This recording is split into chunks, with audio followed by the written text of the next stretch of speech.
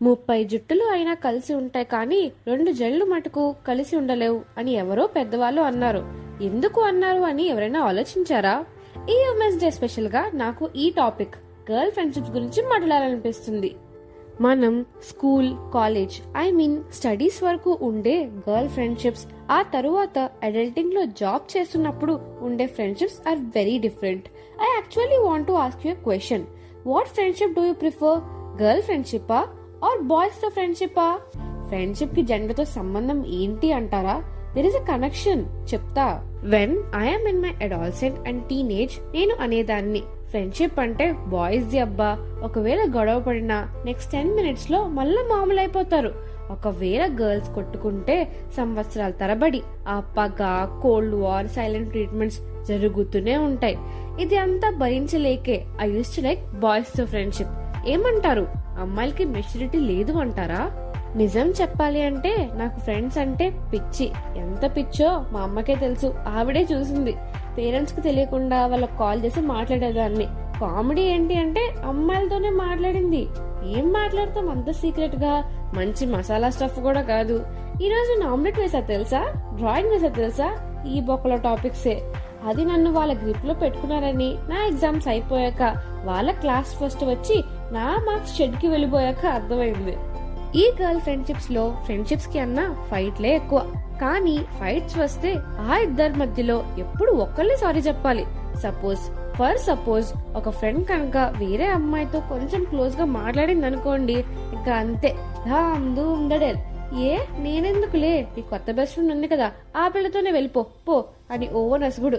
ఇలా ఉంటదమ్మా పంచాయతీ. మరి ఇంత పంచాయతీ ఎందుకులే అనుకుంటూ బాయ్స్ ఫ్రెండ్షిప్ ని అడ్మైర్ చేసేదానమాట. చాలా సపోర్టివ్ గా ఆడుతూ పాడుతూ గడిచిపోతుంది. అమ్మాయిలు బాయ్స్ తో ఫ్రెండ్షిప్ చేస్తే ఇలా ఉంటది. ఇక్కడ 2 types.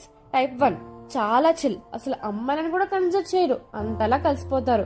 సెకండ్, అసలు మనతో అమ్మాయి ఫ్రెండ్షిప్ చేస్తుంది అంటే ఆ పాపని ఇంకా చాలా ప్రొటెక్ట్ చేయాలి అని జాగ్రత్త, పొజిటివ్నెస్ ఇంకా చాలా రకాలుగా మారుతుంది.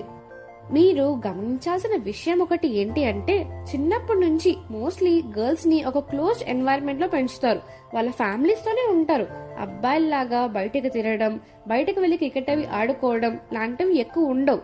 ఒకవేళ ఫ్రెండ్ వాళ్ళ ఇంటికి వెళ్ళాలి అన్నా పర్మిషన్లు, ట్రాన్స్పోర్ట్, టైమ్ అన్ని చూసి పంపిస్తారు, తీసుకువచ్చేస్తారు. సో ఎవరైనా నమ్మాలి అంటే it will take some time. ఒకవేళ వాళ్ళ ఫ్రెండ్ అని అనుకుంటే ఇంకా వాళ్ళదే హక్కు ఆ మనిషి మీద అని ఫీల్ అవుతాం. సో నాది అనుకుంటే అది వేరే వాళ్ళ దగ్గరికి వెళ్తే నచ్చుతుందా? నచ్చదు కదా. అదే అవుతుంది ఇక్కడ. నాది అనుకుంటారు కాబట్టి ఓవర్ యాక్షన్ కూడా కొంచెం ఎక్కువ చేస్తారు. అదే చిన్నప్పుడు మీరు చేసే ఉంటారు కదా, నేనైతే చేశానైతే గుర్తుంది. అదే ముద్దులు పెట్టేసుకోవడం, ఫెవికాల్ లాగా ఒకరిని విడిచి ఒకళ్ళు ఉండలేకపోవడం, డార్లింగ్, బేబీ అని పిలుచుకోవడం. అబ్బాయిలు ఎంత హడావిడి చేశాక ఈవెన్ వాళ్ళు కూడా ఖచ్చితంగా ఇలా ఎక్కువ చేసే అమ్మాయిల్ని తేడా అని అనుకుంటారు. తప్పేం చెప్పట్లేదు, నిజమే చెప్తున్నా. I have to add a point here. Jealousy, చీ, అదొక వర్స్ట్ ఫీలింగ్ కదా. అలా ఆలోచించకండి. మనం మనుషులమే కదా. మనిషి అన్న వాడికి జెలసీ అనేది కామన్. అది ఎక్కువ అయిపోతేనే దిష్టిలాగా మారుతుంది. మీరు అనుకోలేదా? Why only I am facing all the difficulties? వేరే వాళ్ళ లైఫ్ బాగుంది కదా, ఒకటి ఫారెన్ వెళ్తున్నాడు, ఇంకొకటి జాబ్ అని. ఈ ఫీలింగ్ కూడా జెలసీయే. ఇంకా అదే దాని మీద కూర్చుని ఆలోచిస్తే అప్పుడు అది ప్రమాదకరం. It is also feeling just like anger. So అమ్మాయిల విషయంలో కోల్డ్ వార్, స్టడీలు చెప్పుకోవడం, జెలసీ అవి ఎందుకు ఎక్కువ ఉంటాయి అంటే అబ్బాయిలు అంటే వాళ్ళకి డిస్ట్రాక్షన్స్ చాలానే వచ్చేస్తాయి. బయటికి వెళ్ళడం, కొత్త పనులు, ఫ్రెండ్స్ అలా. కానీ అమ్మాయిలు ఇంట్లోనే ఉండి పెద్ద పనేం లేకపోవడం వల్ల ఇవే ఆలోచిస్తూ టైం వేస్ట్ అనమాట. ఎంత చెత్తలో కూడా కొంతమందికి ఒక మంచి ఫ్రెండ్ దొరుకుతుంది. No jealousy, no fights, more empathy, ఒక సపోర్ట్ సిస్టమ్ లాగా. No worry of falling in love. ఒక నైనాకి అదితి లాగా, సిరికి లల్లి లాగా.